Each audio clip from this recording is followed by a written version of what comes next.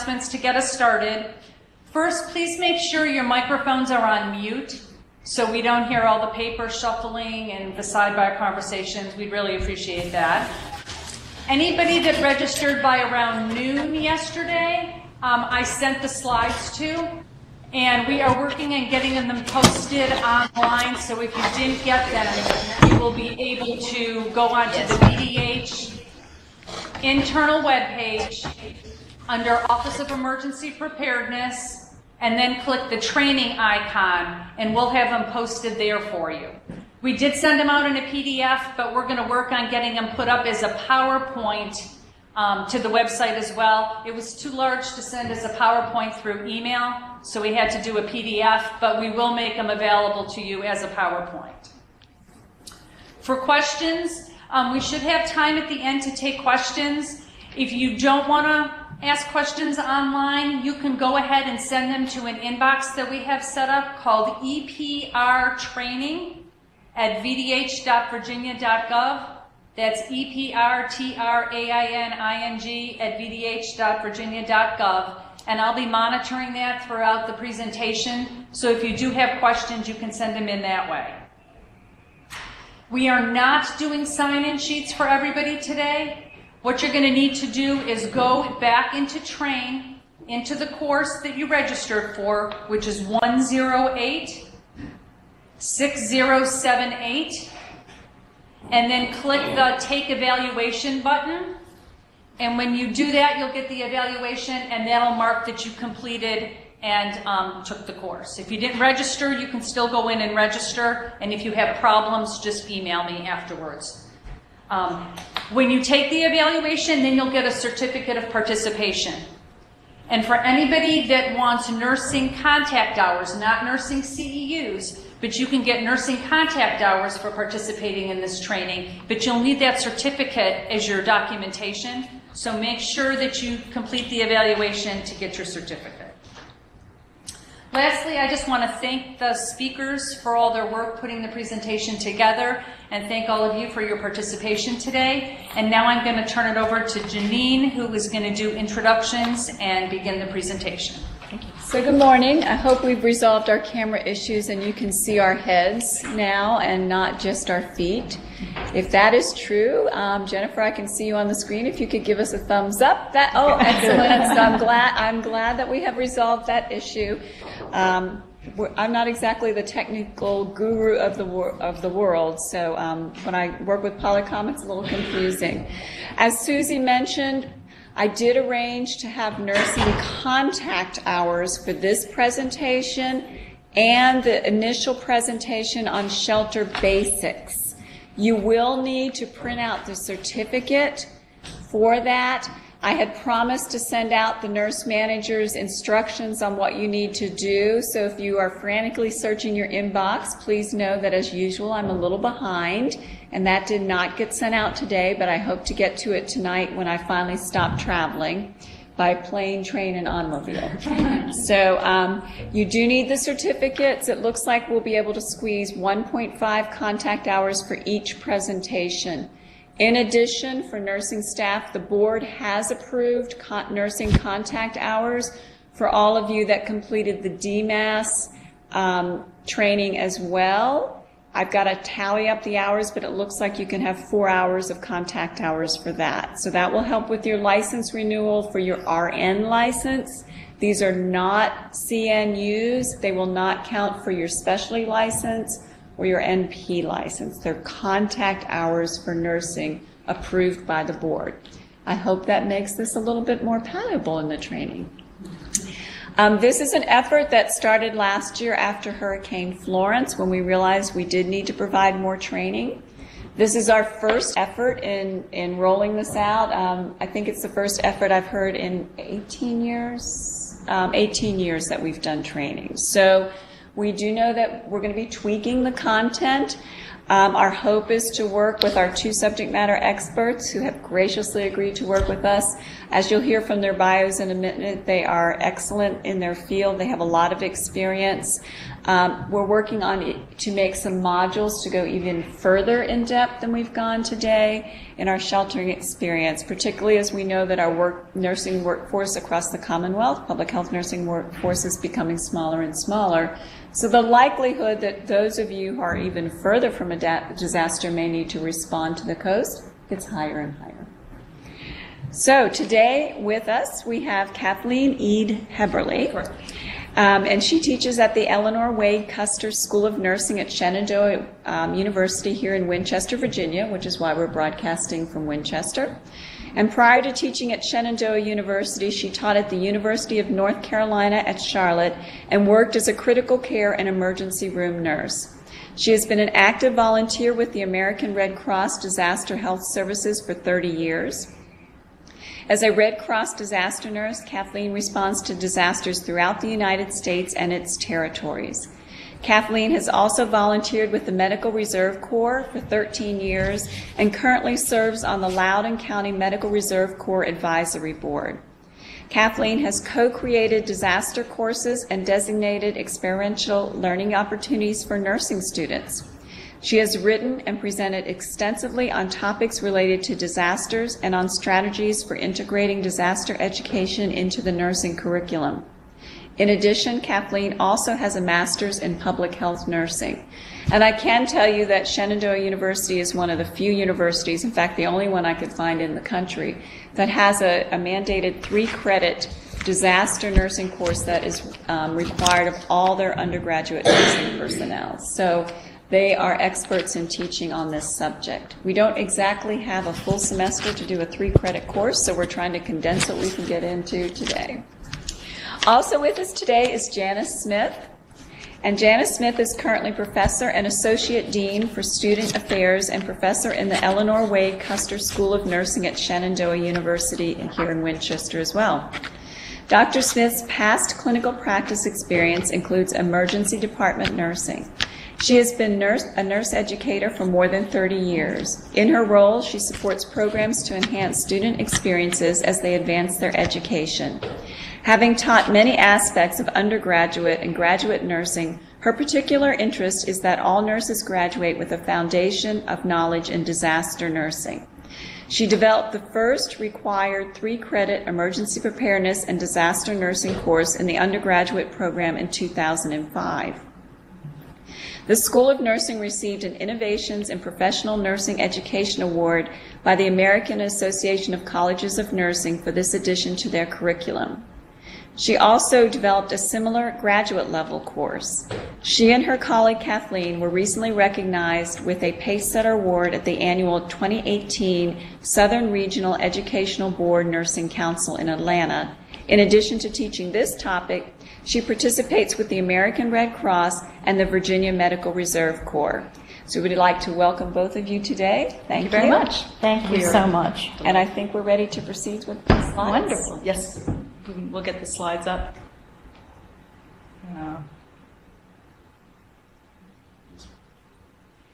Hopefully those slides will come up. Oh, there we go. Perfect. Well, wonderful. Well, thank you so much. Janice and I are absolutely thrilled to be here today to speak with all of you about meeting the health needs of residents in disaster shelter. So the information that we have brought here for you is information that we've compiled from personal experiences, from the literature, from the CDC, Department of Health and Human Services, from Department of Justice. All that information we've brought here for you to share best practices for our public health nurses helping in disaster shelters. This is a general presentation, so it's applicable to whether you're on the coast, Newport News, all the way out to the west side of the state. Having said that, therefore, it's really important that you understand in your localities what is expected, what are specific procedures for your area. So we'll give you the overview, we'll give you broad examples, best practices, and then go back to your, in your area, know what you do specifically. So moving forward, as we talk about shelters, this could be a mass care facilities or shelter in a school. We're just going to use the word shelter for that. So let's go ahead and look at our objectives for today. day, maybe, maybe not. There we go. It's just the side arrow. Objectives: participants will be able to explain the effects of disasters on individuals, families, population, and communities, describe the roles and responsibilities of public health nurses in a disaster shelter, and discuss strategies for maintaining the health and well-being of clients in the shelter.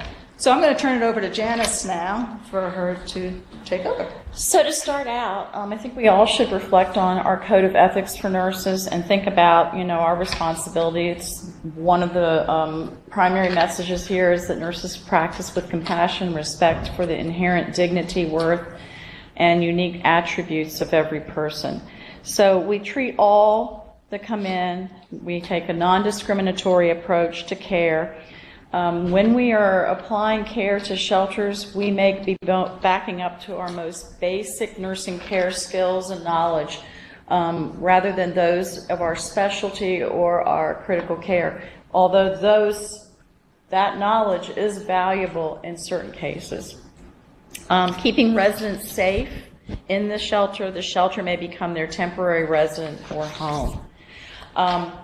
To give you a brief overview of what's going on in our world, this is a timeline of disasters that was published in 2018 to show you yearly, by year, how they are increasing, the nature disasters by type. So this is not something that's probably going to go away instead, and we don't know if it's just global warming or we are able to track this more accurately. There's a lot of theories on that. That's not what we're here to talk about today.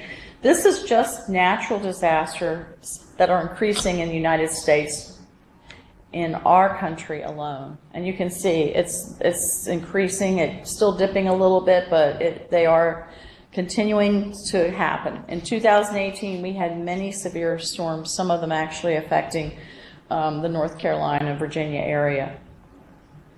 U.S. disasters in 2018, these are the billion-dollar weather and climate disasters that affected not only our country, our population, but also our, many other aspects, including the economic costs.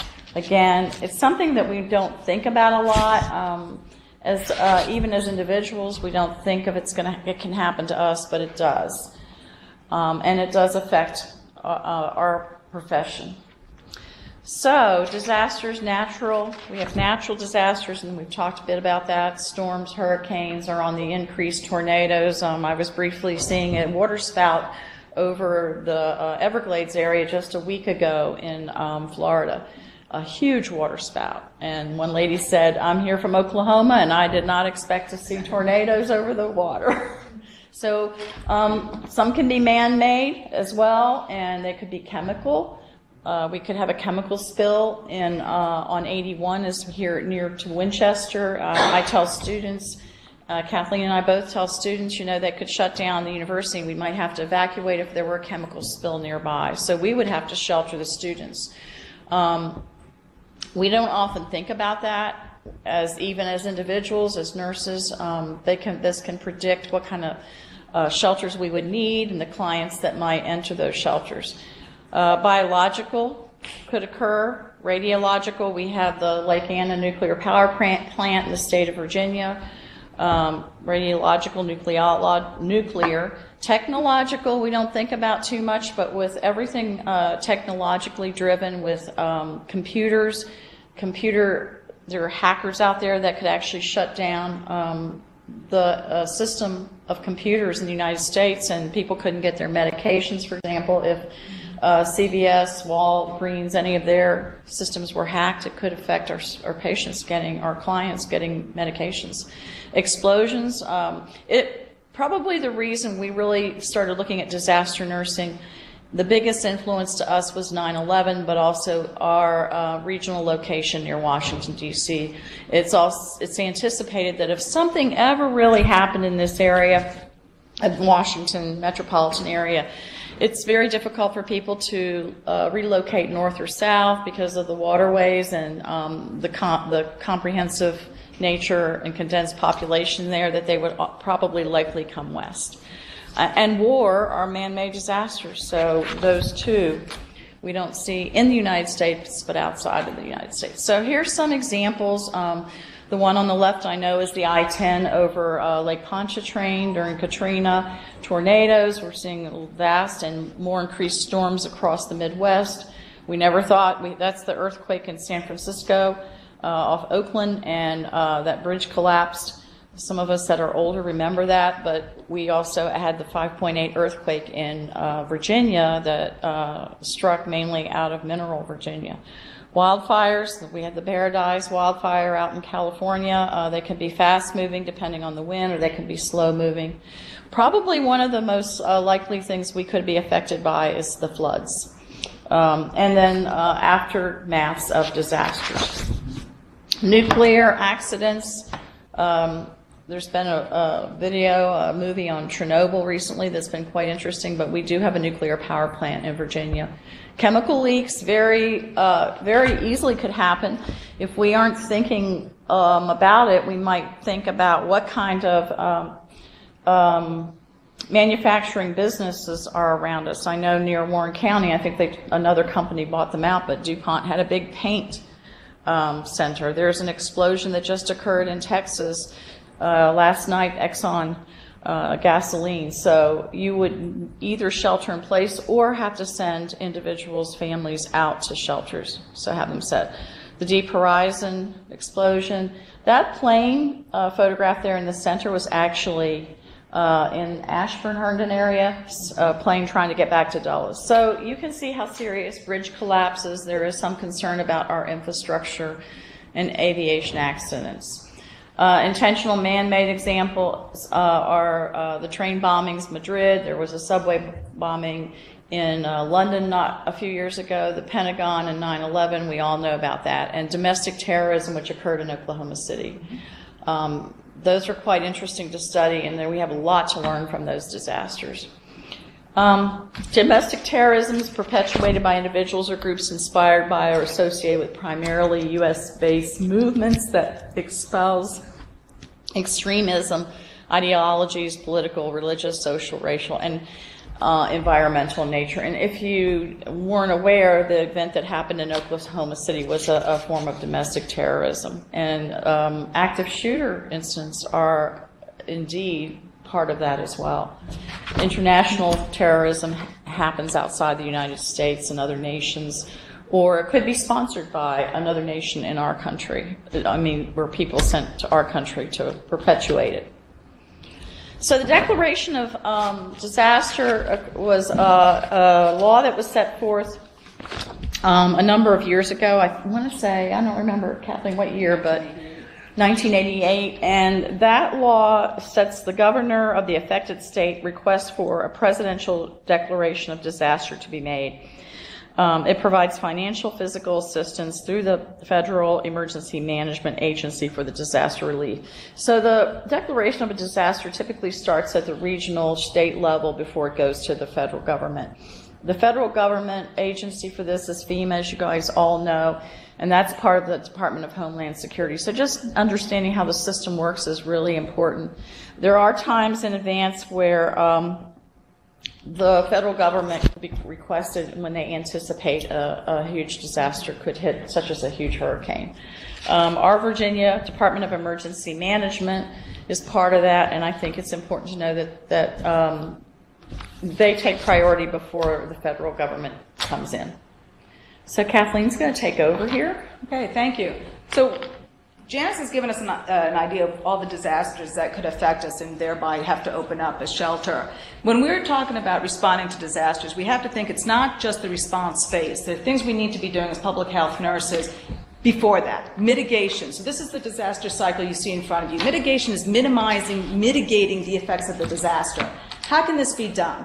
Well, you have clients coming into your clinics, so talk to them. Ask them if they have a disaster plan put together, because the better prepared the clients are, the people in the community are, then when a disaster happens, the effects of that disaster are mitigated, they're minimized. So that's one way we can do it. Another way, as public health nurses, you're probably aware of some of the hazards and vulnerabilities in the community. So look at those. Maybe you're living near a chemical, or maybe the clinics, your community has chemical plants. Maybe the community has a nuclear power plant. What are those hazards that might malfunction and thereby have an unintentional man-made disaster for which we need to open up a disaster shelter. So this is done before the disaster has happened. In that preparedness phase, doing what you're doing here, receiving training. During the preparedness phase, you might participate in exercise, drills. You also want to develop those MOUs, memorandums of understanding, memorandums of agreement with pharmacies, with nursing homes, with other entities. Exchanging business cards is not to be done during the disaster response. It needs to be done beforehand. So what are some of those partners you're going to want to work with? Maybe getting special foods. These are things you have to think about beforehand and get those MOUs in place before the disaster. Going into the response, that's what we all know about, and that's what we're here today. We'll talk more in depth about how we meet the needs of the clients in the shelter. So we're responding to the disaster. We're going to be helping these people meet their health needs. These people were home, now they're in the shelter. One thing I want to emphasize with the response is make sure you know what the response process procedure is in your area, in your district. Because when a disaster happens, we don't want all the nurses showing up at the shelter as soon as it happens. Because what's going to happen in 12 hours? What's going to happen in 24 hours? What's going to happen in 48 hours until, if it's a really big event, until outside help can come and help support the endeavors.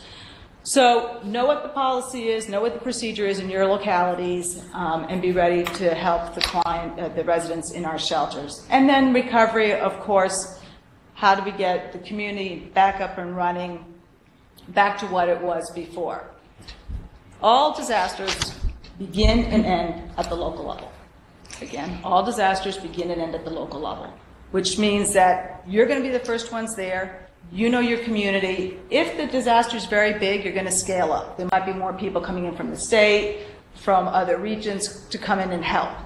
And as the disaster winds down and as people leave, then it comes back to the local people. And you being public health nurses, you all know who the people are in your community. So you can really help meet those needs of the people in your community. So that's the disaster cycle. Now, the reason I want to talk a little bit about characteristics of disasters is because when you're called upon to respond to a shelter, it's good to have a little bit of thought before going in. What kind of disaster was this? What was the onset? Was it a sudden onset? So thereby, the residents in the shelter might not have their medications, their medical supply, and things like that. So you're going to be a lot busier in that shelter than if it's something slow. Oh, we have 2 days, 1 day warning. People can collect their belongings, their medicines, their dentures, their dressing, wound dressings, and be better prepared when they show up at the shelter. So that's one reason you want to be aware of what the characteristics is. Duration, same thing. Is it a brief disaster, such as an earthquake? It happens, it's done. Or is it a long disaster, or prolonged, in which it's a hurricane, it's hovering over a community for 24, 48 hours, it's dumping the rain, floods are happening, clients can't get to the resources they need. So again, they may need more help from us if all their lifelines and resources in the community have been washed away. So the onset duration affects the impact. What is the impact? You've been called to go help in a shelter. How much are you going to have to do? What is the impact to that community? And so just quickly, some of the effects of disasters on individuals. Physical, for the individual, we know abrasions, broken bones, anything where they may have sustained an injury as they were escaping if it's a disaster with no warning. However, we also have to think about these clients in our shelter. Their chronic conditions could be exacerbated because of the stress of the disaster. So somebody who has controlled blood pressure at home suddenly comes to your shelter not feeling well, and their blood pressure skyrocketed because of the stress of the disaster. Same with blood sugars. So things that you're going to want to monitor when you're in that shelter with the patients. Always monitoring the well-being of that population in the shelter. The other thing are the pregnant women. They come in 8 months pregnant, the stress of the disaster could stress them to go into preterm labor or early start having contractions. What are you going to do? Going to deliver a baby in the shelter? And we'll have to assess that situation. I'll get more into that in a little bit. So think about the physical part. The psychological side of it, just the stress of the disaster. People are fearful, they're anxious, they're stressed.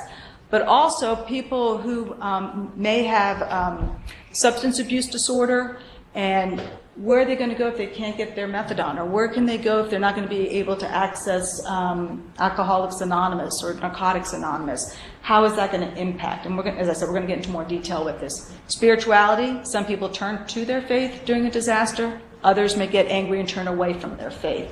We have to meet that, that triangle. We meet physical, emotional, and spiritual. So as public health nurses in the shelter, we want to try to meet all those. On a larger scale, on the social scale, where we're looking at the communities and populations, as I already mentioned, the resources, dialysis centers, clinics, methadone clinics, if those are gone, that means these people are showing up to your shelter needing support, and how do we refer them out? How do we care for them? What do we do with them? Economically, if someone's lost their livelihood, maybe they were fishermen and a big tanker was going down the river, the ocean, and it spills, and these people no longer have their livelihood, they can't buy their medicines. They show up at your shelter, they can't get their medicines, they can't afford it. What happens? So you can see these are long-term effects. And environmental, if you think of the destruction, especially with floods, I hate floods because that leaves so much standing water, which can contribute to contaminated waters. It can lead to cholera, typhoid outbreak of a disease, which as public health nurses, you have that surveillance going on all the time. The other thing also with the environment, making sure that when the water has receded, you may see long-term people with more respiratory issues because of all the mold that is now behind those walls. Really, the drywall should be taken down, the insulation should be taken down so that all that can dry out. A lot of people don't do that, they can't afford it, whatever the reason may be. And then as public health nurses in the clinics, you're seeing more and more people with respiratory issues. So when we talk about disasters, it's not just that 24 or 48 hours. It can be what are the long-term effects as well in the community. So I'm going to talk a little bit about setting up a shelter, the interior and exterior. Although nurses typically aren't the ones responsible for setting up the shelter, we should have some input in what goes into setting up a shelter. There are usually predetermined locations in advance in the community within regions. They are the place of last resort. It is what people have to go to. They don't have a choice if they can't go back to their home or they're evacuated from a region. Typically, my understanding is schools are typically used. Shelters collate with the general populations with those basic need medical care. So you're going to have people with disabilities, access and functional need problems. We learned a lot from Katrina after that event. They sent everyone to the Superdome. They were not considering that there were people who because they lived in a city, used public transportation, and they didn't have a way out of the city, so there was a much larger population than they anticipated, and others went to I'm trying to think, not the convention center, yes, the convention center along the Riverwalk. So you really want to have plans in place ahead of time for shelters. Remember Maslow's hierarchy of needs. We always go back to that as nurses, we're going to be looking at basic needs, shelter, food, water, safety, protecting them from, harming each other, keeping them in a safe and secure environment. And they're going to settle down more likely if you start looking at things that way. Considerations for people's access and functional needs or disabilities.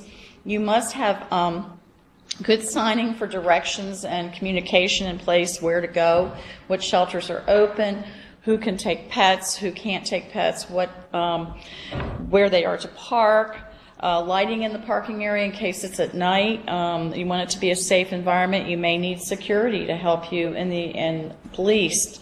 A drop-off area for people who cannot walk from the parking lot. There'll be people that may arrive with wheelchairs or electrical battery-powered wheelchairs or bikes that need plugged in. So you need to think about that. Do you have an elevator for those with handicapped? Most schools have accessible because they're set up for disability accommodations. Accessible entrances, are the bathrooms doors wide enough? So coming from the outside, you want a barrier-free environment with ramps, wide doorways, lighting, good lighting.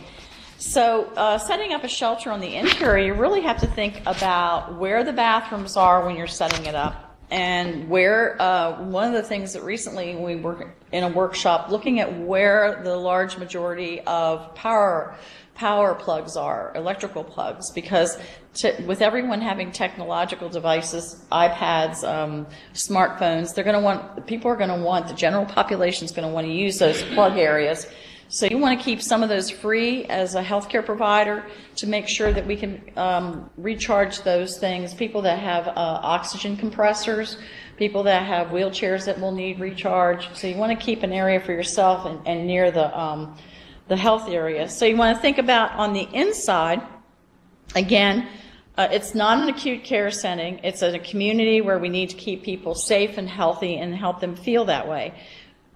Work closely with the shelter manager and other agencies, so if FEMA's there, the health department's there, the Medical Reserve Corps, and the Red Cross also comes in and helps set up with that.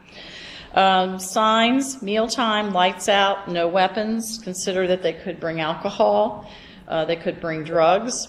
Smoking areas, signage to where they're going to go smoke if they need to smoke, and we want a nurse's area for a health clinic. At least know where a safe area is for the nurses. Keep families together as much as possible. Consider the width of the doors, the hallways, lighting, elevator versus stairs. You want to make sure those that need elevators are going to be closer to the stairs. You're elderly, you want to think about, and we're going to go into this a bit more, where the bathrooms are. You have to consider space around the sleeping area, their own personal space, allowing enough space if possible. ADA compliant toilets, since we're in schools. One of the problems is the toilets may be lower than usual for those that need a higher range of toilet sinks, doors. Hot water. Kathleen was setting up a shelter somewhere and found out that they couldn't use the shelter. There was no hot water to wash for hand washing. And eating away from the sleeping area, electricity for scooters, we said, medical devices, and a health and medical station with an area where they could get supplies and they know they can go to.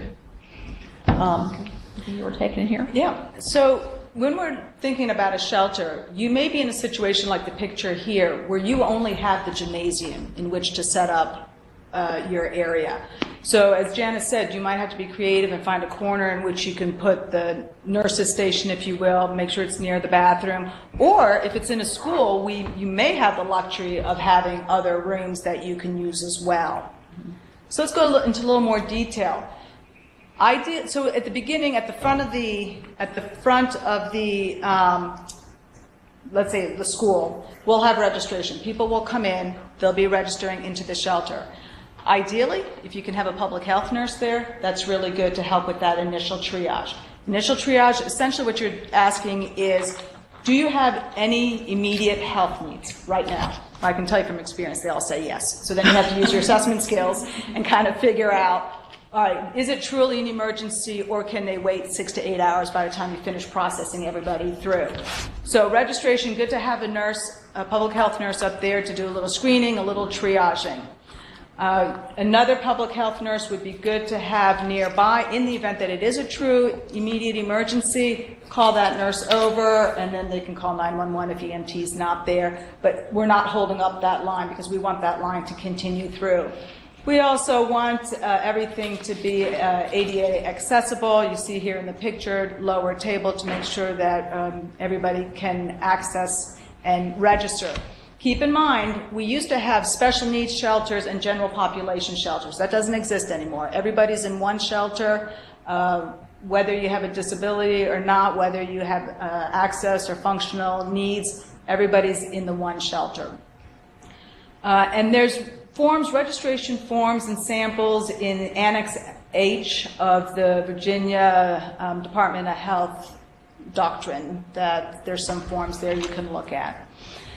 Moving on to feeding. Feeding is important from our perspective, from public health side, in that, are there any special diets? Again, watch how you ask that question, because everybody has a special diet. So you might just want to ask, do you have a diabetic diet? Do you have a cardiac diet? Keep it very straightforward and simple. And that way, because we will have to make sure that these people have food. They're able to be home, and now they're in the shelter. So the shelter is now their new place of residencies. So whatever they had at home. Think about also baby food, baby formula. You may need, again, you see where this MOU is important before the disaster? Have those in place, know where you can go to get these. So that would be feeding. Sanitation, you want to make sure that there's an area where a changing table is for infants with a garbage with a lid on it. Keep it away from everything else.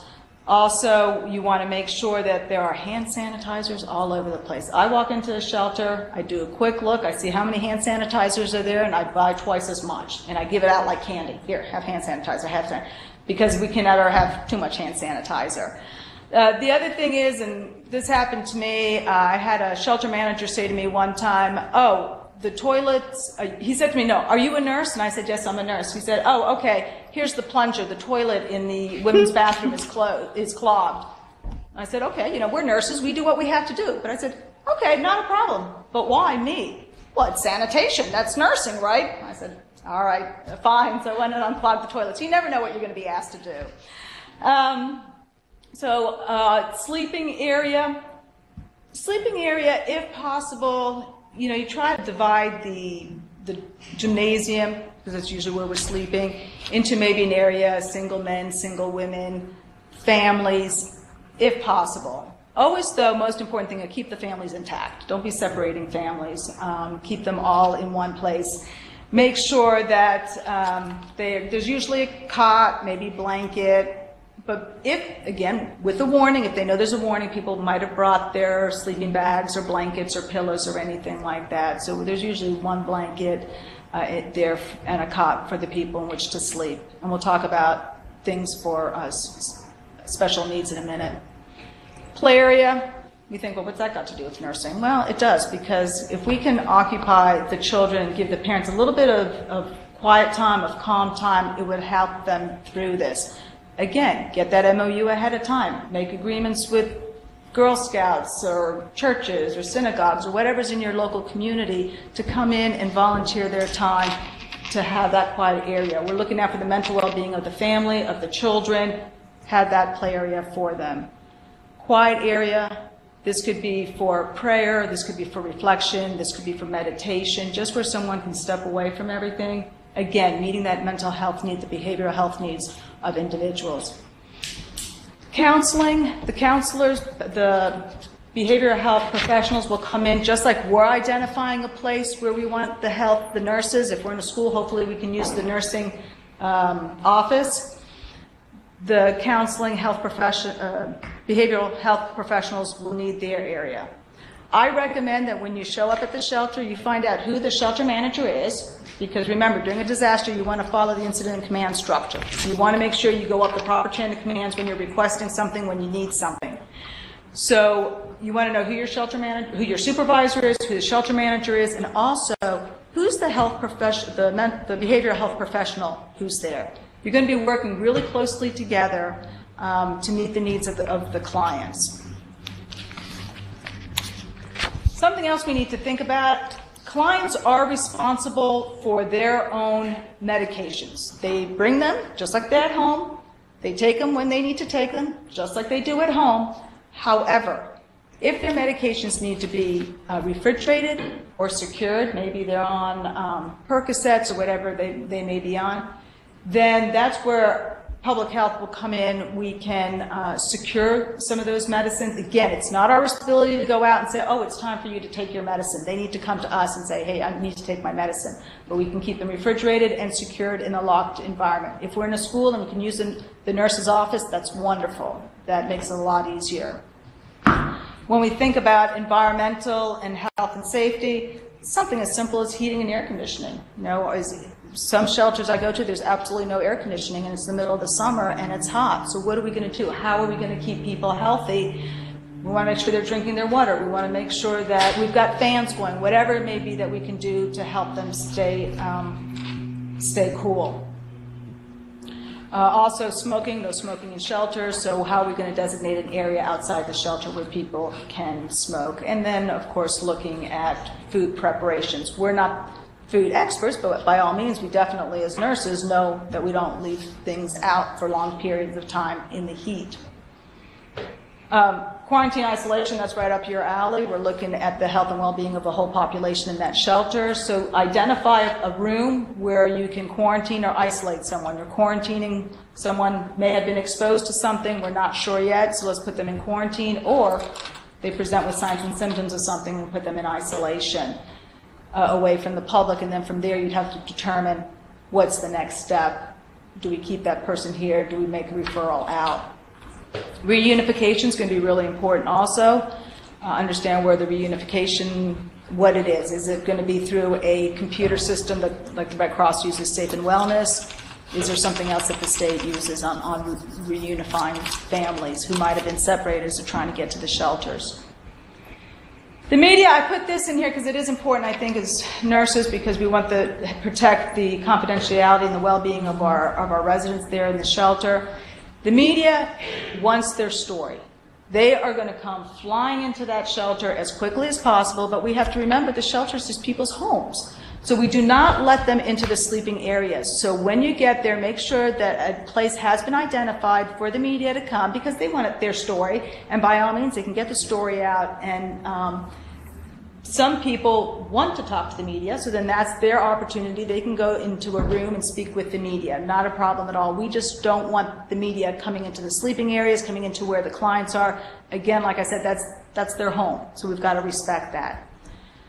Staffing. What is the staffing? I mentioned at the beginning. Know what the call-down procedure is for your district, because then you want to make sure you follow that. Don't just self-deploy yourself. Make sure you know when you're going to be staffed, what time, and how many people. At the beginning, you usually need a little bit more people than as things settle down. I think the most important thing is taking care of yourselves. As nurses, we have a tendency to go, give 110% of ourselves, and not really thinking about, wow, I need to step back and take a break. We're not going to do it, so we have to look out for each other. We have to be saying, look, you haven't stopped in the last 3 hours. You need to stop. Let me take over from you for 15 minutes. Find that quiet room, right? We have a quiet room for our shelter residents. Let's get a quiet room for the staff as well, where we can decompress, remove ourselves from the situation, because it does. We have all this bombarding. We're feeling the angst of the people coming into the shelter, so we want to make sure that we're providing them, ourselves, the staff, with a quiet area. Now, I mentioned before that we're going to meet the health needs of the general population and of those that might need assistance. So we need to think about our elderly clients or elderly residents who will be in the shelter with us. At home, they may not have any problems walking around. Maybe they have low vision, but they know they're home, they know where they are, they can get around. So as the nurse walking around, because we should be always walking around, looking at how people are doing. Are these elderly people getting around okay? Do they need help anywhere? We want to put them next to the bathroom. Remember that picture that we showed you? Maybe have them near the bathroom so they don't have to walk as far if they have to get up in the middle of the night and go to the bathroom. Think about if there's no air conditioning and it's the middle of the summer in Louisiana after a hurricane. That thermal regulation could be tough on them. We want to make sure that we have fans for them. Children, same thing. That thermal regulation of infants, not as well developed. Also, they're more susceptible to infections if they're very, very young. So, and you all, public health, have all that experience working with people across the lifespan. I already mentioned the pregnant lady. Watch her carefully. I've been on disasters where the lady it was actually after a plane crash, and I was responding to that, and the lady came, her husband had been killed in the plane crash, and she was 8.5 months pregnant, and by midnight that night we were in the hospital because she was starting to have contractions. So think about that. Our non-English speaking people, can you imagine all these instructions and directions being given in English and not knowing? Maybe there's some areas that have maybe a higher Spanish-speaking population. So let's get some interpreters there. I live in Northern Virginia. We have multitudes of languages there. So how can we meet the needs of these people? Do we have a translation line? Do we have signs up in different languages? Signs up with pictures that could help as well. Thinking about our substance abuse disorder, our clients with substance abuse disorders, how are we going to meet those needs for these people? Again, establish those MOUs ahead of time with the clinics nearby. What can we do if something happens? How will you meet the needs of your patients if something happens? And then disabilities, if they have a disabilities, Janice already mentioned making sure that the exterior and interior of the shelter is accessible to everybody. If it's a state, federal building, they should be. But we want to make sure that in setting up cots and setting up things that we haven't thereby blocked something that was clear beforehand. And access and functional needs could be temporary or could be permanent. Maybe someone has a cast on their leg and they're not able to do certain things that they were able to do before, so we have to think about how we can meet their needs. Are they going to be able to get down into the cots and get back up with that big cast on their legs? So we're going to talk into a little bit more detail about this. Yeah.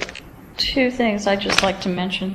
If you have Alzheimer's patients or patients with dementia, you have to think about how you're going to, we aren't the ones responsible for taking care of them. Who took care of them prior to coming, and if you can assign a family member to be with those people. The other thing that I'm thinking about this all the time is your immune suppressed population, people that might be on chemotherapy or transplant patients, or they normally live day to day and take their medications, but you just need to know not how you want to arrange them in the shelter so that they don't threaten their immune suppression status. Great point. Thank you. So with that, let's talk a little bit about some of these things. So the physical health is public health nurses in there. You're going to be doing that initial triaging. Are there any immediate emergency needs? Any in 6 to 8 hours, you know, when the blood pressure medicine starts to wear off, insulin starts to wear off. Basic first aid. As Janice said, this is not an ER, this is not a trauma center. This is basic first aid, basic assessments, basic medication administration. So we can help people open up their medicines. Maybe they're really shaken up by what has happened. We can help them. We can also help them maybe replace their medicines because it was a sudden disaster and now they need their medicines, but everything's left in their house. So we can collaborate. We work with the Walgreens, CVS, whatever pharmacies in your area to figure out what would be the easiest way to get these medications replaced. As public health nurses, we're also doing case management. You know, how can we meet the needs of these clients, these residents in the shelter? Behavioral health, I already mentioned behavioral health, that we need to work and figure out, first of all, the counselor on site, can we work with them and have them meet the needs that we may have? With these people? How do we get the resources from the community if the clinics have all been affected? All this ahead of time, make sure those are plans in place, and our behavioral health professionals should be able to help in the shelters. Like I said, that's one of the people I look for immediately when I'm in the shelter. Spiritual health, we're meeting the needs there by simply having a room for them where they can pray, meditate, reflect, whatever it may be. But again, as I said, it's that triangle, the physical, the mental, and the spiritual aspect of the clients that we want to meet their needs. I already mentioned case management. So a lot of what you're doing in the shelters is helping these people get their resources. Remember I said these people were living at home before independently. Maybe they had a CPAP machine. Maybe they have dialysis. They do peritoneal dialysis at home. Whatever it is, they're at home independently. They can come to our shelter, but they need to continue to work independently in the shelter. But we may need to get some of those resources for them, some of those supplies for them. So that's where that working with our vendors, working with other people in the community to do that. Again, now remember your ICS, Incident Command System. If you need something, you need to go up that chain of commands. Don't just start calling other people because you don't know if other people might need something in the shelter. So make sure you keep that in mind at all times. You might need to make referrals, right? Somebody comes in, they present, they are complaining of a severe headache. You take their blood pressure, it's sky high. 200 over 110. They just aren't feeling well. You have them sit there a couple of minutes, doesn't go down. You know what, we don't want someone having a stroke, so you need to make that assessment. I'm going to refer that patient out to the hospital. We don't want to be sending everybody to the hospital, though, because they're going to be inundated. But there are times when we have to send people to the hospital. There may be times that we have to find alternative living arrangements for them. Maybe the chemotherapy, the patient who has received chemotherapy, or maybe we just find another room, another classroom that we can convert into a standalone place for that client. Child with autism, right? All that stimulation in a shelter is not going to work. Let's find another classroom and create that home environment for that resident there in that place. And keep the parents with them if possible. Yeah. Or one of the parents. Environmentally, we already mentioned that about the sanitation, food, not leaving it out, just things. Again, we're nurses. This is the kind of things we think about, and so we just want to make sure everybody's healthy. Disease prevention, you see that kid coming in, scratching his head, and mom saying, oh yeah, he's been scratching his head for a couple of days. I'm thinking, let's get him away from everybody. Somebody mentioned lice earlier on. I'm not taking any risks here, so we need to remove that child and the family as an intact unit into another classroom and figure out how we take care of that. Basic hand washing, too. Yeah, exactly. Teaching everyone how important basic hand washing is, not just with your healthcare providers, but also with the clients or residents. Yeah.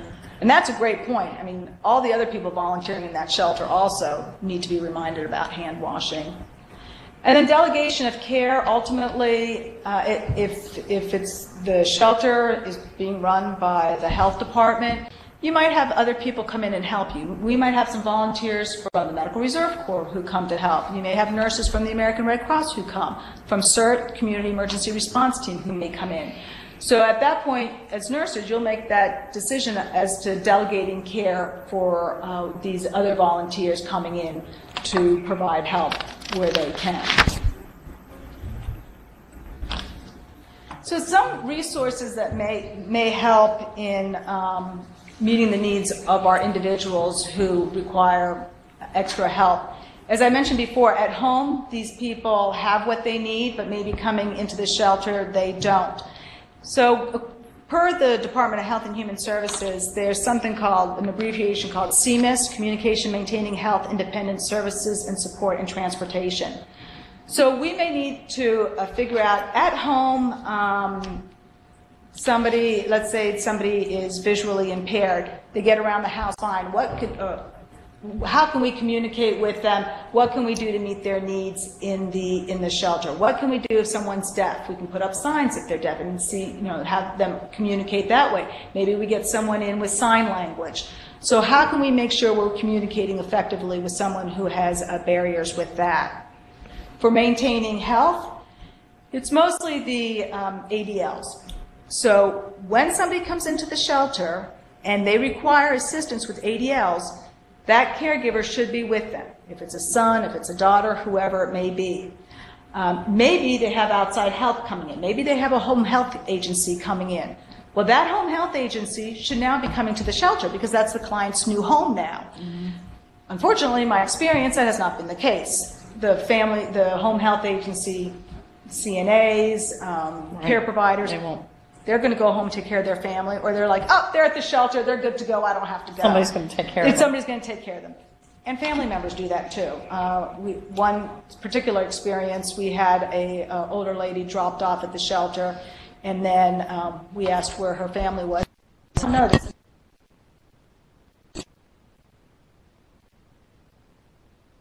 We notified the police, and they went and found them. They hadn't gotten very far, and sure enough, they were going to go to Florida on a vacation, and they figured the shelter was a good place to leave grandma. So be aware of that. So we want to maybe bring in, again, those MOUs ahead of time. We may need some patient care aides, some CNAs to help with some of these clients until we figure out what we're going to do with them. Because we don't have time to be taking care of bedridden patients and things like that. That's not the responsibility of public health nurses in a shelter. Then independence is assisted devices. So at home, they may have durable medical equipment, a walker, a wheelchair, whatever it may be, but in evacuating quickly, they forgot their walker. So we can help try to get those resources for them so they can continue to be independent in the shelter.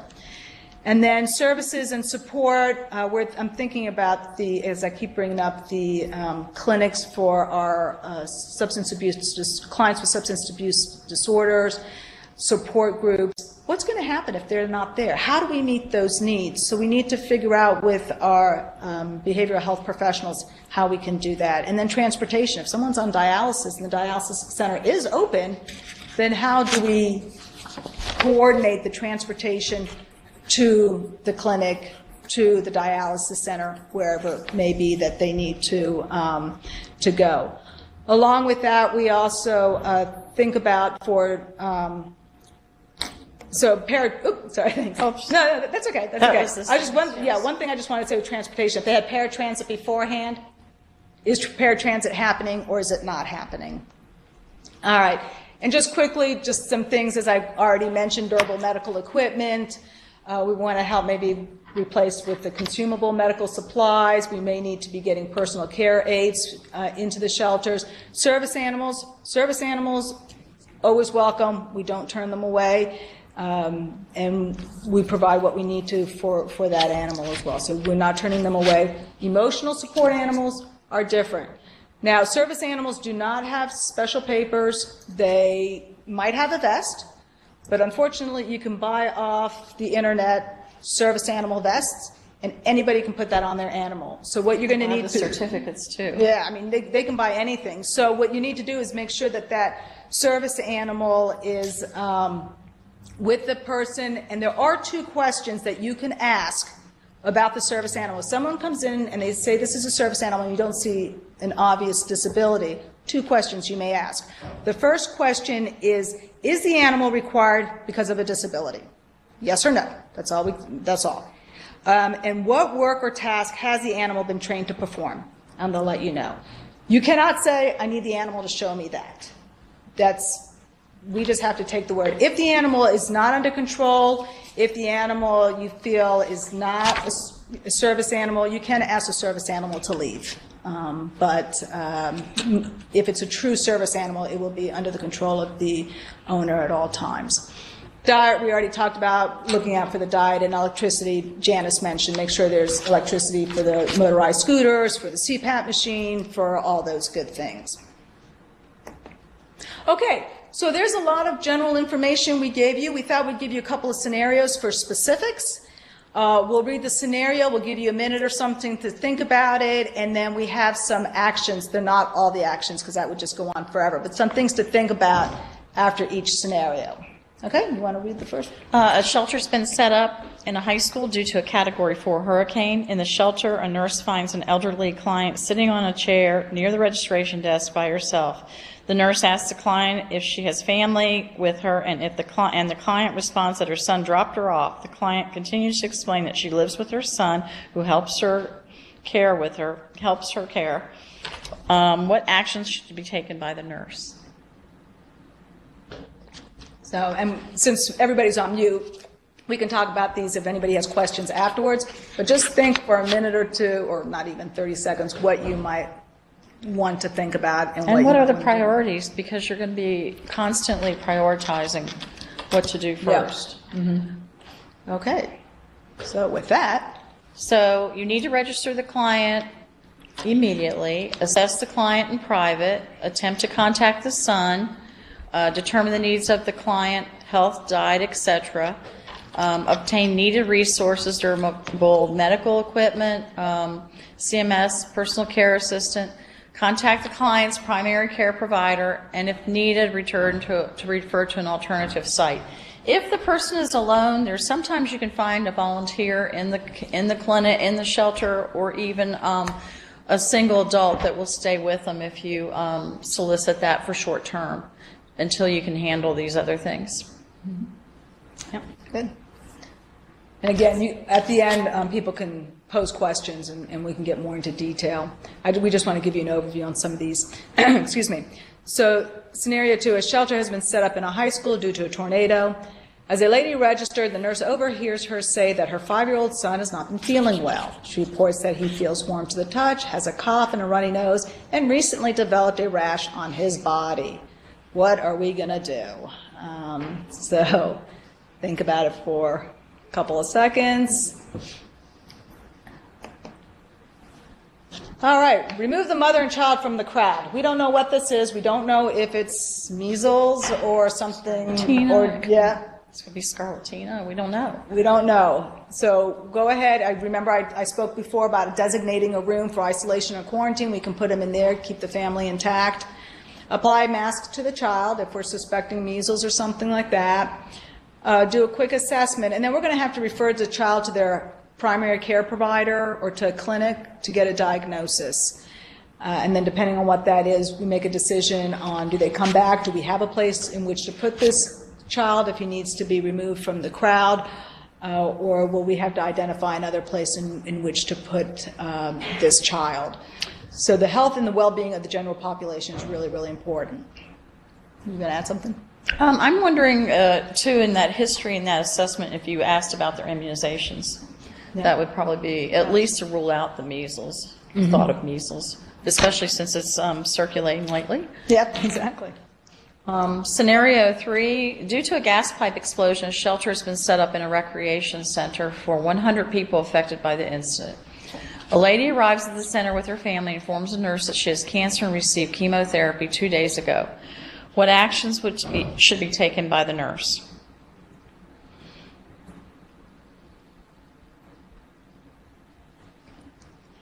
So some of our thoughts about this and prioritizing is assessing the client in private, try to get her to a private area, suggest the client contact her healthcare providers, secure a private area for the client and her family. You may have to consider a hotel or an alternative site for her to stay to keep her away from the crowds if she's immune suppressed.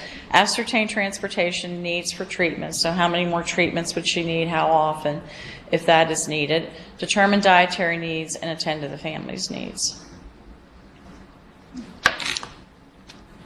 Okay, a lot of information here. So, kind of already talked about this one. A person arrives at the shelter following an earthquake with a dog. What actions should be taken?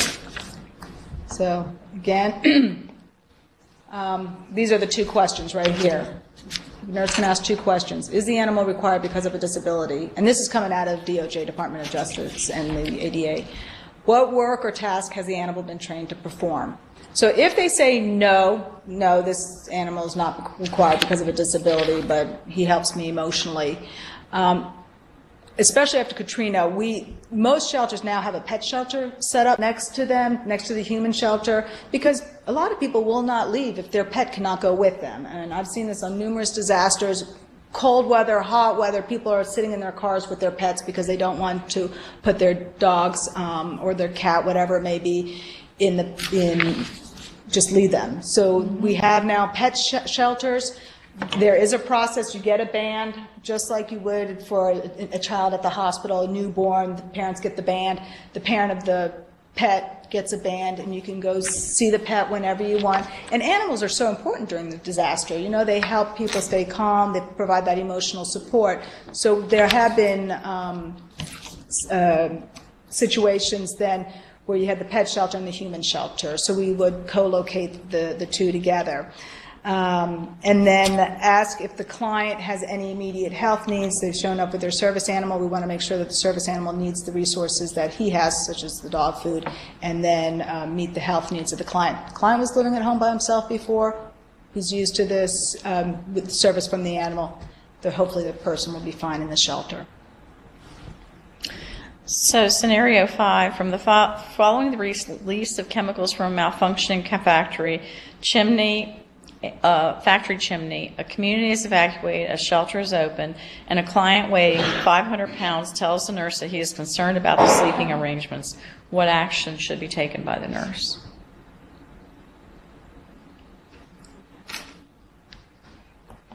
So assess the client in private, physical and behaviorally. Ask if that client receives home health. Determine the needs of the clients. DME, CMS, medications, any special diet. Obtain the needed equipment. Make sure you have a large blood pressure cuff, bariatric bed, and a commode. You may need a lift. refer to alternative healthcare facility if needed. You really want to ask how the patient or the client functions at home and who assists them, because we are not in a position to, in the long term, be caring for the client. So you want to find out if they had home health coming in, if they had a daily assistant, and assess for that. So any questions? I think we'd like to see if there are questions. One thing that I'd like to say, just to thank you for having us here, there's a recent article by Tenor Venema, a call to action, and what are we doing to educate our nurses, to prepare the nurse to improve policies related to disaster, and there was a fourth one, I can't remember the fourth one. So this is really timely, very important. That was published in 2016, and I can get that reference for you. Your role as public health nurses is so essential, and your budgets are being cut. We know that. So being active in the VNA is very important to advocate for more funding. The other thing to think about, nurses make up are the largest population of healthcare providers in the United States, and we will definitely be called if something seriously big happens. So, thank you. Did you want to, or do we have questions? Okay, we can open up for questions if anybody has any questions. I did not receive any by email yet, but we can open up the floor if anybody has any. She can come here.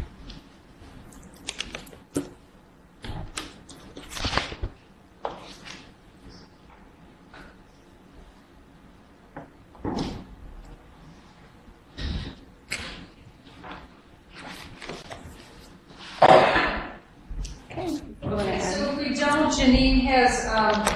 Is it this one? Yeah, this one. I'm going to pull up Janine's slides. Hopefully she set them up right. She's got a few additional things to add. And her slides will be posted afterwards.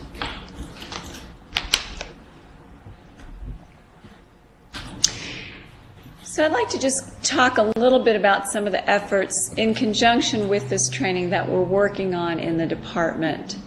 So I think one of the things that we really emphasized is what is the definition of public health nursing? And again, we really are promoting and protecting the health of populations. And we are sort of scientific conveners, I call us. So we are looking at people holistically. When I was in the ICU, I was really looking at hemodynamics. Sometimes I felt like I was a chemist. Adjust this drip, change this setting, roll the patient left, roll the patient right. I think in public health what we're really doing is looking at the individual as a whole. And that's our unique strength when we go into shelters, because again, it's not an acute care setting. It's a residence for them. They need people to look at all aspects of them. And having worked in shelters, I can tell you people and staff are extremely stressed when they have to leave their home and come to a gymnasium and call it home for even 10 hours during a hurricane. So we're a unique profession. We have updated some VDH documents in the last several years. It only feels like the last several years have been 7 years, but it's not. Again, we did in 2017 update ANSH, where we defined that in the case of public health nurses, typically their services in a shelter environment include health assessments, triage, medication administration, and case management. In addition, we updated the sheltering roles and responsibility policy to include that if public health nursing personnel are needed to staff shelters, they will be assigned according to VDH nursing guidelines based on their training and expertise. And when we look at, we're now in the process of revising the VDH nursing directive, and I apologize to all of you, it's now up to 9 pages with about 15 references. We are trying to make it as evidence-based as possible. But really, the focus of our duties, again, should be based on our unique skill set. We can conduct rapid triage, looking for folks who are going to need referrals, looking for telltale signs of communicable diseases or sensory issues that may need certain care, or certain places in the shelter that we've already covered. We are awesome at doing pods. We can give flu shots like no other, and we can dispense medication like I've never seen in the world. Again, community education, that is our strength. And continuing to assure essential public health functions and services, even though we are now in an alternate residential environment, which we're calling a shelter. So there is new guidance, and it really is talking about the scope of public health nursing practice in shelters, and that's the new nursing directive or updated nursing directive that I was speaking to. This work is really being driven by the after action report from Florence that gave us this charge to really look at the scope of practice of licensed healthcare providers to include nurses, nurse practitioners deployed in and out of state. So we put together a work group that includes nurse managers, nurse practitioners, including those that were deployed during Hurricane Florence. So thank you to Alexandria for that. And members of the Nurse Council Sheltering Committee that have been active through the years in working through many of our shelter issues and developing the initial directive. We also are looking at guidance from evidence-based guidance from what we call subject matter professionals and our professional organizations. So these are just some of the guidance that we've looked at. Again, the Association of Public Health Nurses has a white paper on the role of public health nurses in disaster preparedness, response, and recovery. The WHO International Council of Nurses, now their document was last updated in 2009, but it really has a framework of disaster nursing competencies, so we are looking at that. We're looking at the regulations governing the practice of nursing. What is safe practice and what is not? The Code of Virginia, what does the code allow us to do as independent nursing practice? What does the code say that we have to have physician's orders before we can execute? Looking at code and regulations around the practice and guide rails for nurse practitioners based on practice specialties. And we also are looking at ethical practice, because we know everybody's going to be stretched in a disaster, but when is it unethical for me to perform a procedure saying, yes, Janine left the VA hospital 6 years ago, but that doesn't mean that my skills are still the same. I was thinking about that yesterday as I was talking about 3-HP and TB, which I used to be able to roll off my tongue like second nature, and I got stumped for a minute. I was like, wait a minute, I have to go look at the dosages, because I haven't been on the front lines, you guys, in like 5 years now, so you get a little rusty. So when you look at some of our code about maintaining current competency, it really, when you look at the regulations governing nursing, it states that unprofessional contact means, but shall not be limited to, assuming duties and responsibilities within the practice of nursing without adequate training or when competency has not been maintained. And that's why we really are asking people to step up to the plate to do exercises. But it also sort of gives you a little power. You can't say no to everything. We're all going to be stretched a little bit, and we'll talk a little bit about some of the basic nursing skills that we expect. But if somebody asked me today, Janine, I need to infuse this through a PICC line from a hanging drip, here's a pump, okay, that I've never seen before, I would just have to say, I think we need to keep the patient safe while we try to figure out who has the competency to do this, because it's not Janine at this current moment. And that was some of the confusion, I think, from a lot of our deployed nurses. Everybody thinks a nurse is a nurse is a nurse. And being able to say, I really need help with this, to me, when people say to me, I don't know what you mean, or I don't know how to do that, I have a lot more respect for them as a nurse than somebody who tries to muddle through, because often we don't get a good outcome. When you look at the Association of Public Health Nurses position paper on the role of public health nurses in disaster, they're pretty much where we are in Virginia. It really emphasizes that the role of public health nurses in disaster should be assessing needs of populations prior to and after disasters, disease surveillance and case management, and first aid.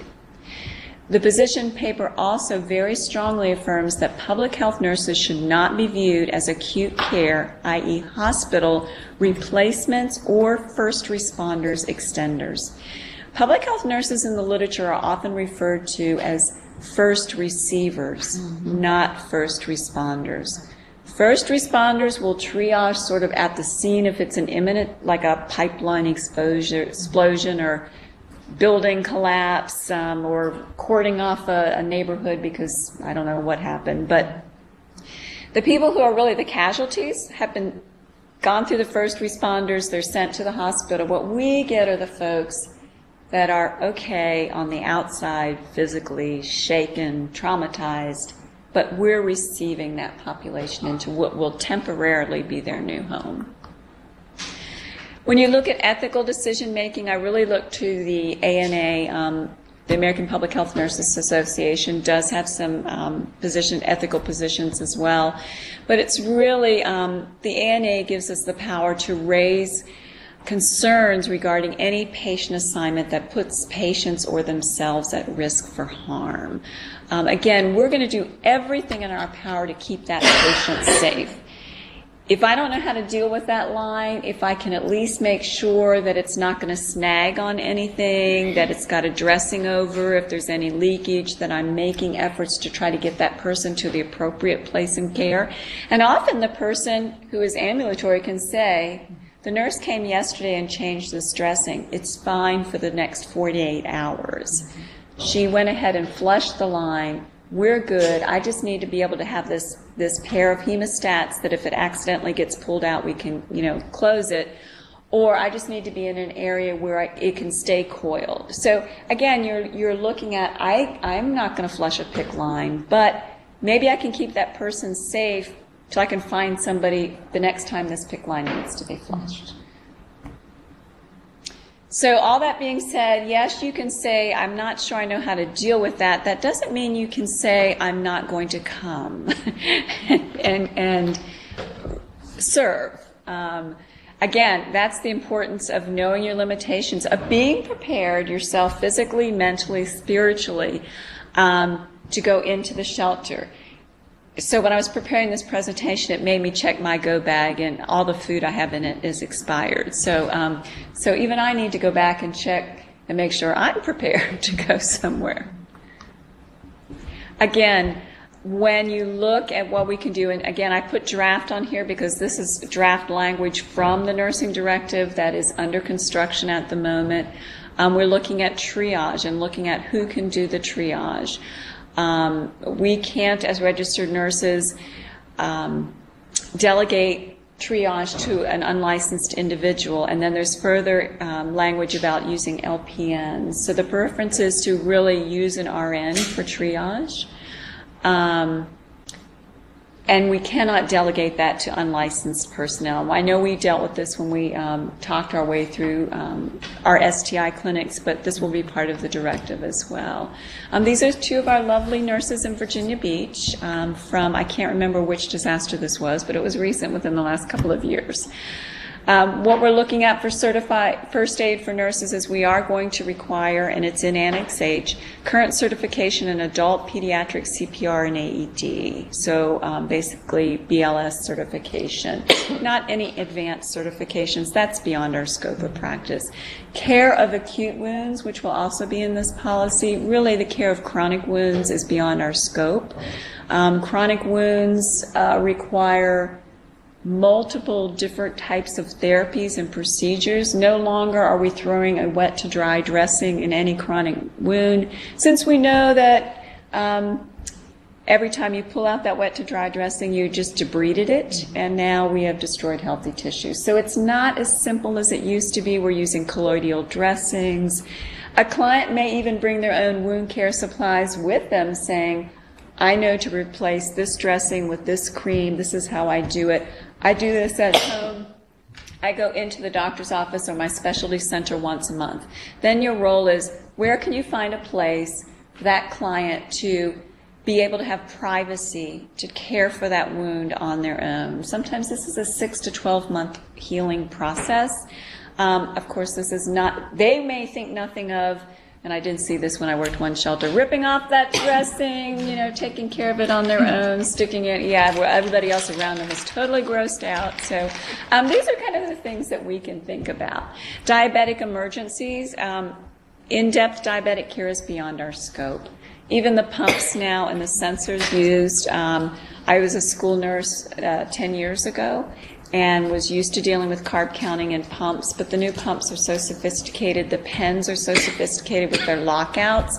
It may not be something, I mean, even if I did an in-service for you today, whatever I said is going to be obsolete by tomorrow. But it's really knowing how to respond to diabetic emergencies. And those are some of the things that we've been in contact of doing smaller modules of responding to diabetic emergencies, basics of what is an acute wound versus a chronic wound and what can you refer.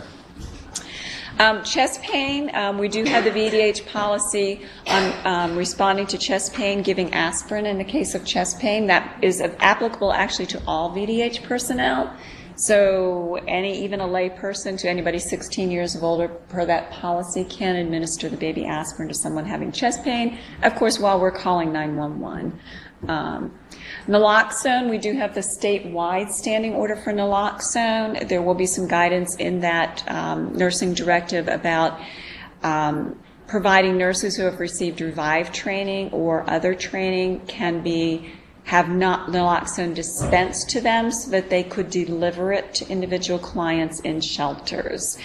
We've had extensive discussions with Stephanie Weevil in pharmacy, and we can't stock naloxone, but we can dispense it to individual nurses or staff who can deliver it to clients. Again, that keeps us sort of within the guardrails and meets the needs of our population.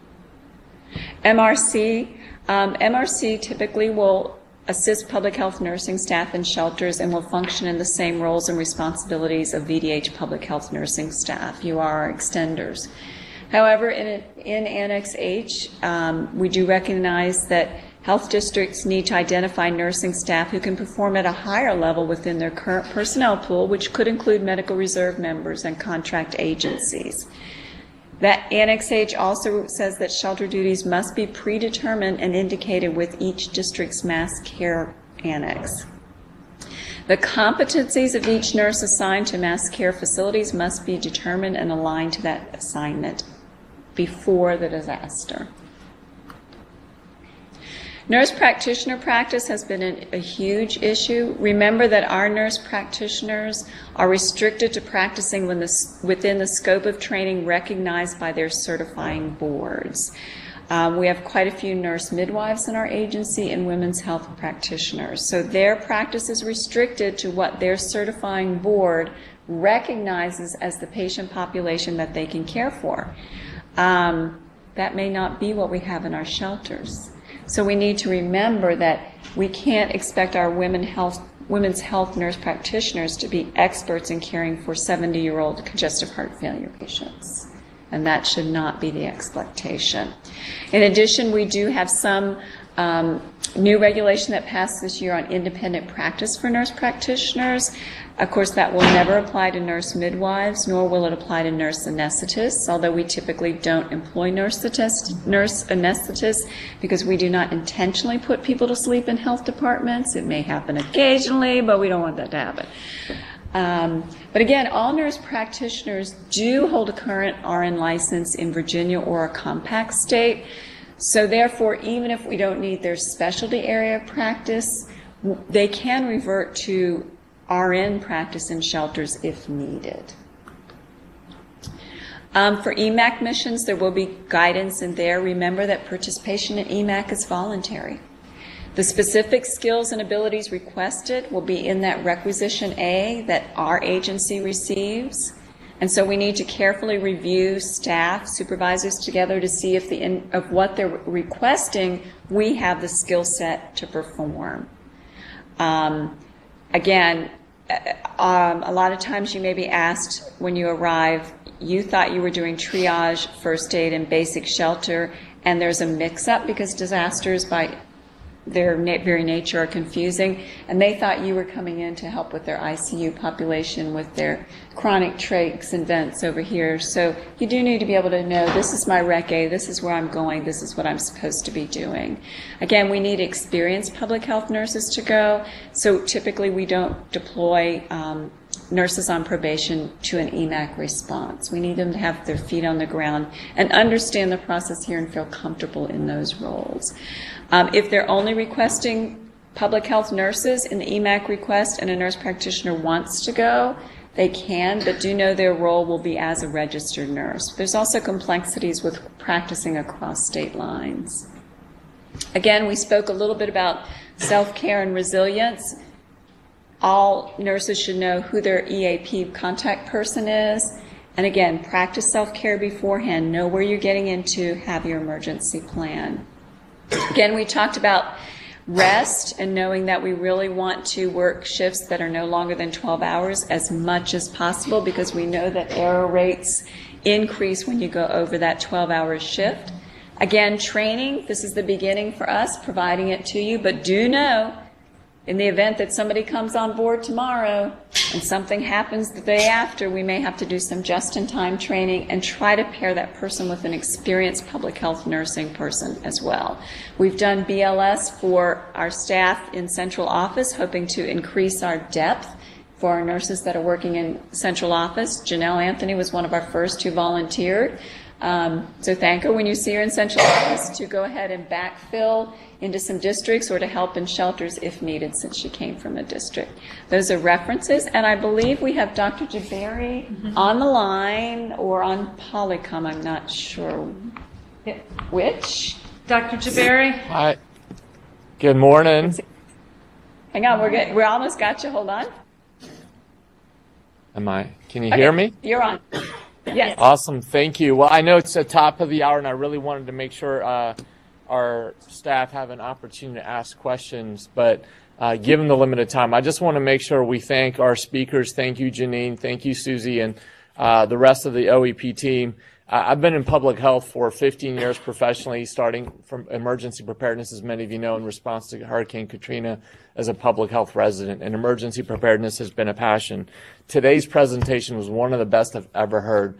I think it's exactly where we need to be at VDH, starting from the foundation that we started a couple days ago, and now this more nursing and health-specific orientation.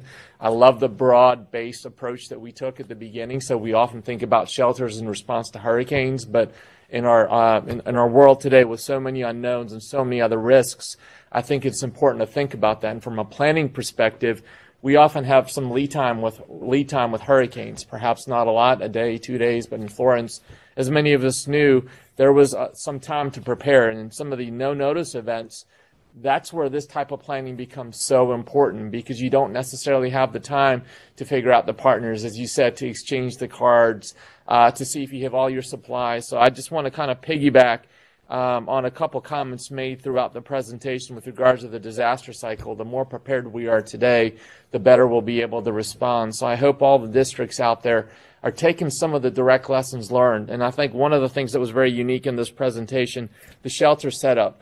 While this is not going to only be a public health function, we're going to be working in collaboration with local government, with DSS. Those kind of discussions, believe it or not, can be so helpful if we have them now, right? You don't need extensive medical protocols. You need to know and understanding. And if you take just a few slides from this presentation, this is really to our staff out there, and meet with your partners, meet with your local government, meet with your own staff, and just diagramming it out will create conversation, discussion, and can serve as a really, really useful exercise. Obviously, in areas where we do a lot of sheltering, people will have that experience and can pass it on. For those who've never been in a shelter, and I've been in 6 and medical incident commander of 2, I can tell you the first couple of times it's a little bit stressful. What am I going to be doing? What is my role? How do I engage others? And what you really need to do, especially if it's the first time, is have confidence in the skill set. We would not be asking you to do something where we don't think you're prepared to do. And so this training is going to help us get there. But what's really important in an emergency, and I want to kind of end on this note, is flexibility and scalability. So Janine did a really good job of outlining the practice. We want to be making sure we're practicing within the standards of care as elucidated by state code, by VDH policy. But the hardest part, and also in some ways the most satisfying, is those decisions that you're going to have to make based on your professional expertise, that there is no black and white clear guidance. What do I do? And so I just want to share, again, my appreciation for this kind of presentation, for the work that has been done, to let our staff know that this is just the beginning. We're going to hopefully take this and build upon it. and that at the end of the day, we can't cover all the bases. We're going to have to rely on your professional judgment to do what's necessary. But please do let us know where you feel central office can be of great help. But again, just want to express my thanks on amazing presentation. I know Dr. Smith left the room, but again, thank you again for today's talk. Or maybe she's just off camera. Thank you. Okay, thanks everybody. I did receive a couple questions and we're going to leave the inbox open. If anybody has any questions, we'll get those answers. We can stay on a few minutes past for anybody that still has time, but we will post the answers in the FAQ document that's going to be on the training page that the slides are also posted on. One other thing that I want to make a correction to what I told you earlier. In order to get your certificate, there's an evaluation and an assessment. It's 2 buttons you have to press, but if you go back into train, you'll have to do both of them in order to get the certificate. Thank you all very much. If you can stay on and listen to the answers to the 2 questions we got, that would be great. Wonderful, thank you. So the first question we received is asking about patients' medications something that happens at registration? No. The registration, you're registering the person, you're finding out if there's an immediate health need. You can definitely make a second list for someone you can follow up with afterwards, but really it's not the time to start figuring out what their medications are and all that. So that would be done afterwards as the public health nurse is walking around trying to figure out what clients need in the next 6, 8, 12 hours. What are the maximum amount of patients that can be allowed in shelters at one time? Ooh. That probably depends on the size of the shelter. It's predetermined planning. And that's done with the fire department. The fire chief will say how many people can be sheltered in that place. But it can be maybe 50 people, and it can be as large as a coliseum. I mean, it just depends on the disaster. Sorry, I don't have a definitive answer for that. And yeah, I was going to say, Dr. Jabber, you may be able to speak to that because, again, we're scalable. Right. I'll defer. Sure. Yeah, just very briefly, so as part of the other discussion, we've talked about local shelters, regional shelters.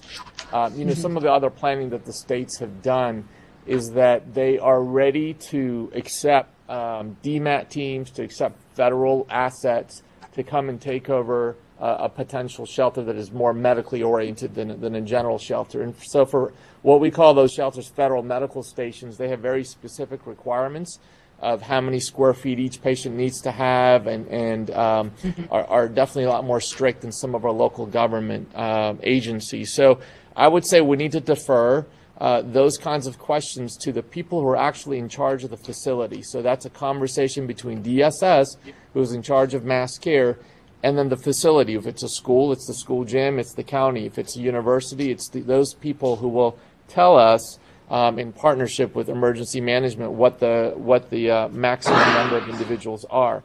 So that's going to kind of differ from place to place. I'll also comment just very briefly, the discussion you mentioned.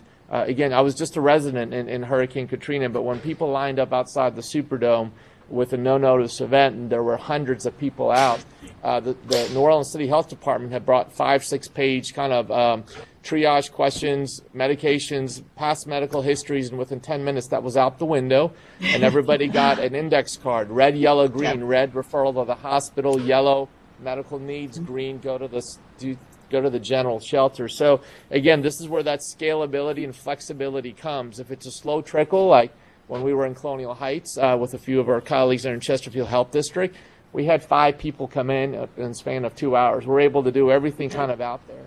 But what you described first in the presentation, I think, is the more realistic in busy settings, is as people come in, if you can work with DSS, with police to kind of spot the ones. You don't want somebody coming in with a broken arm and acute bleed. So there's some quick visual things that you can do. But what I've seen in local shelters is you have the registration and then you have the nursing. So a lot of things do happen at that time. But as the nursing gets backed up, there's the opportunity to kind of assess what medications they're on and make sure there aren't any acute needs or parts of the medical history. But in terms of going through their bottles and double-checking the spelling and double-checking the medications and other sorts of things they may need from canes to other equipment for their vision and hearing, oftentimes, as you just mentioned, it is best to just have the person come in, take them away from the elements, and then be able to get to them in the next few hours. So all of those are local decisions, depending on how fast people are coming, what kind of capabilities you have. But, you know, being able to triage, the triage is an important concept. And I think, I know we're running out of time, but I think one of the important things that we keep saying is to remember that we are VDH as a statewide organization, so a lot of districts, I will say with Florence, thought they were islands unto themselves. So even when they were stretched to the very end, when we had nurses pulling 24-hour shifts, do know that I don't think there's any nursing colleagues across the state, if they're in an unaffected area, that would not come to the assistance of the locality. So, you know, I would charge those public health nurses to be that person who goes to the shelter manager and says, this is where we are. You know, we've got this one nurse that's been dealing with this very difficult client for the last 13 hours. We need some relief. Do know that, you know, remember, you've got a lot of assets because you're a VDH. I told Joanna Cirillo, one of our nurses that went on our EMAC mission, who told us she was so glad there was a central office. And I said, well, I'm going to put that on my wall because I haven't heard that too many times in my career. It says, will there be more guidance regarding forms to use for documentation? And that's a very good question. So the forms for documentation and triage, we're tweaking yet one more time. James Moss and I, Jonathan, have been looking at those on making it clearer how we do that rapid triage that Dr. Jabari has talked about, but yet have a way to go back and include those folks that we need to get a better medical history on, and where we document. We're used to documenting on exception notes, but how we do that in the shelter and keep that documentation together. So yes, this is just the beginning. Please be patient with us. It's taken us a number of years to get this far, but we have gotten this far. Great. And I think that was all the questions.